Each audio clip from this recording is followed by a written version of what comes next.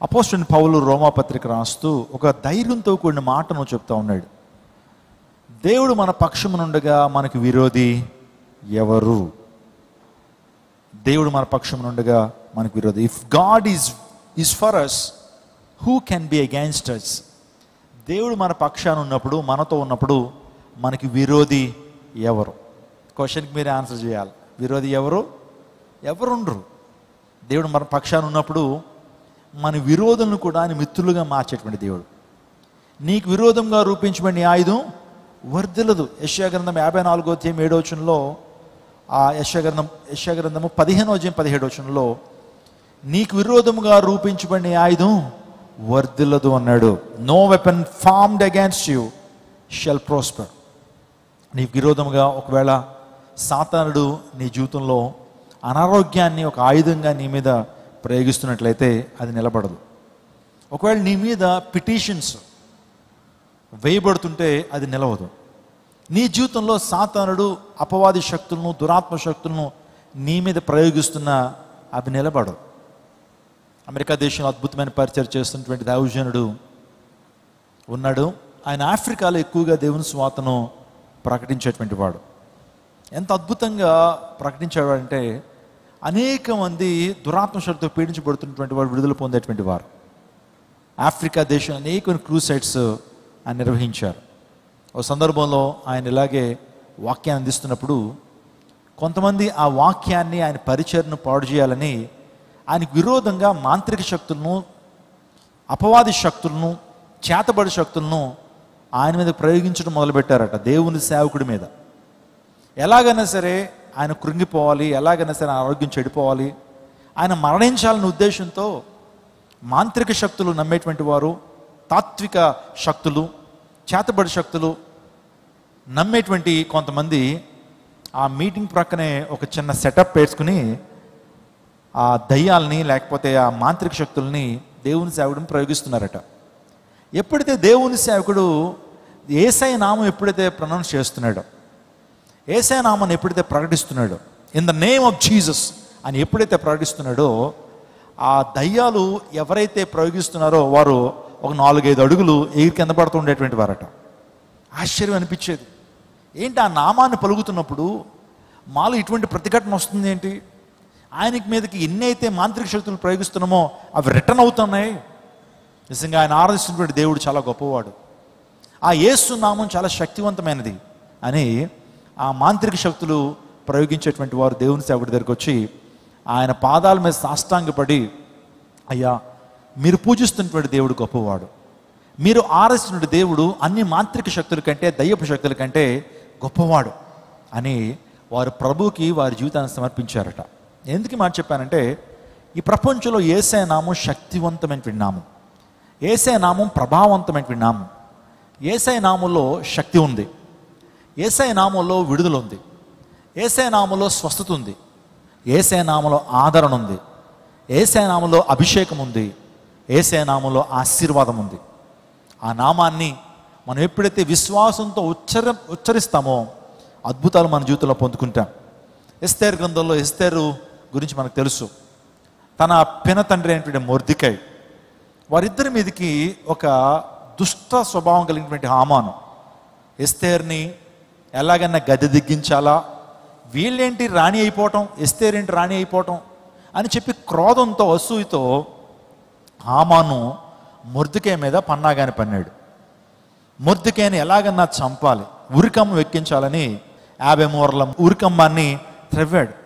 త్రవ్వితే అద్భుతం ఏంటి తెలుసండి, దేవాది దేవుడు తను మొర్దెకై మీదకి ఏదైతే ఆపద, ఏదైతే పన్నాగాని పన్నాడో ఆ పన్నాగం బెడిసికొట్టింది. ఏ ఉరి శిక్షనైతే, ఉరికమ్మానైతే తవ్వాడో అదే ఉరికమ్మలో ఆ వ్యక్తి ఉరి తీయబడతాడు. ఎందుకు మాట చెప్పానంటే, నీకు విరోధంగా రూపించబడిన ఆయుధం వర్ధిల్లన్నాడు.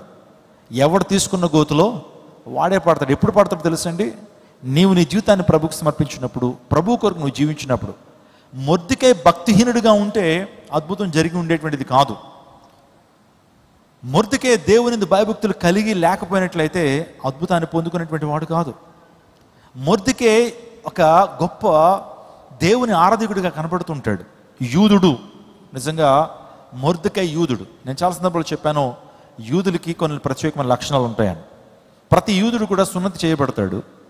ప్రతి యూదుడు కూడా వారానికి రోజుకి 5 సార్లు ప్రార్థన చేస్తాడు.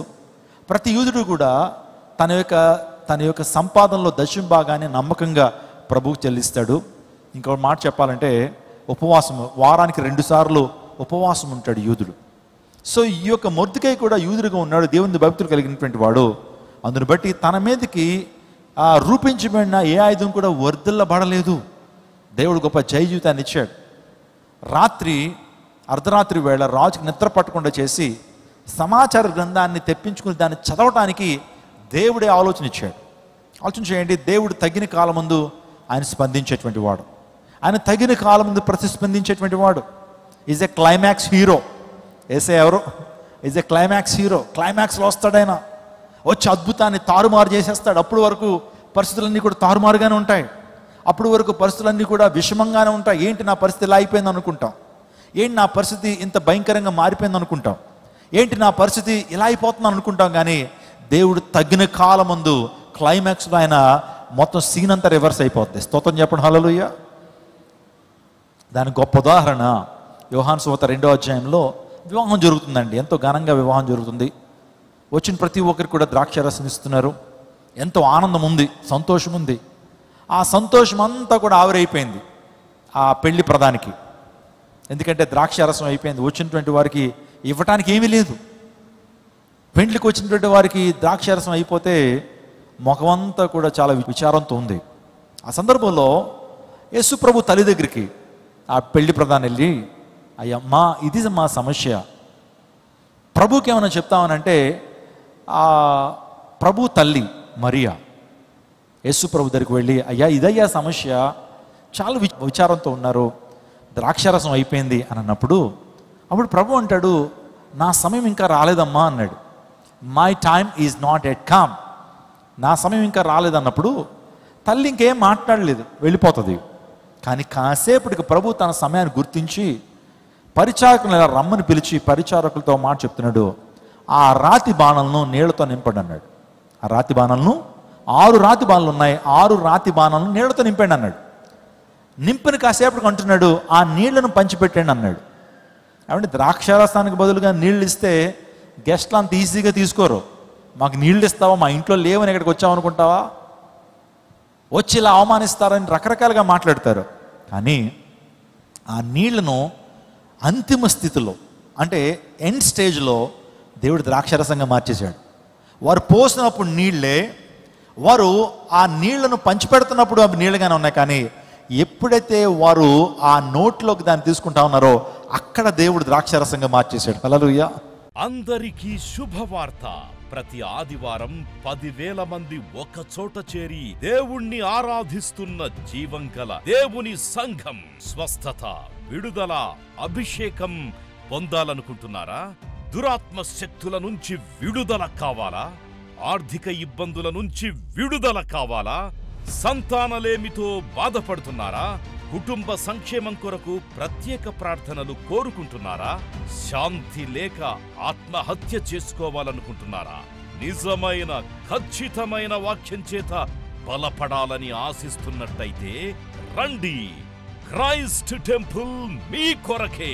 ప్రతి ఆదివారం 4 ఆరాధనలు జరుగుతున్నాయి. మొదటి ఆరాధన ఉదయం 6 గంటలకు, రెండవ ఆరాధన ఉదయం 8 గంటలకు, మూడవ ఆరాధన ఉదయం 10 గంటలకు, 4వ ఆరాధన సాయంత్రం 6:30 జరుగును. స్థలం Christ temple, Mary Stella indoor stadium, Pantakaluva road, NTR circle, Vijayawada. ముఖ్య ప్రసంగికులు ప్రపంచ వ్యాప్తంగా వాక్యమునందించి కోట్లాది మందికి దీవెనకరముగా ఉన్న మన దైవజనులు రెవరెండ్ డాక్టర్ పాల్ ఇమాన్యుయల్ గారు మరియు నిస్సీ పాల్ గారు శక్తివంతమైన సందేశాలను అందించి ప్రతి ఒక్కరి కొరకు ప్రత్యేక ప్రార్థనలు చేయుదురు. హృదయాలను హత్తుకునే అద్భుతమైన స్తుతి ఆరాధన సాక్ష్యాలు, ప్రతి విశ్వాసిపై ప్రత్యేక శ్రద్ధ, గృహ దర్శనాలు, ఇంకా మరెన్నో.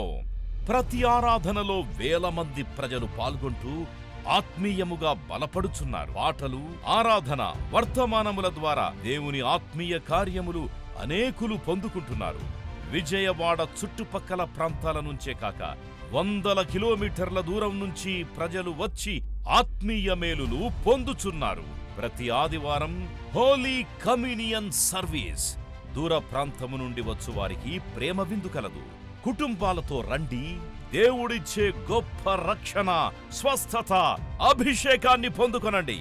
రండి, మీ దుఃఖము నాట్యముగా మార్చబడును. మరిన్ని వివరాలకు సంప్రదించండి 88 6276 777.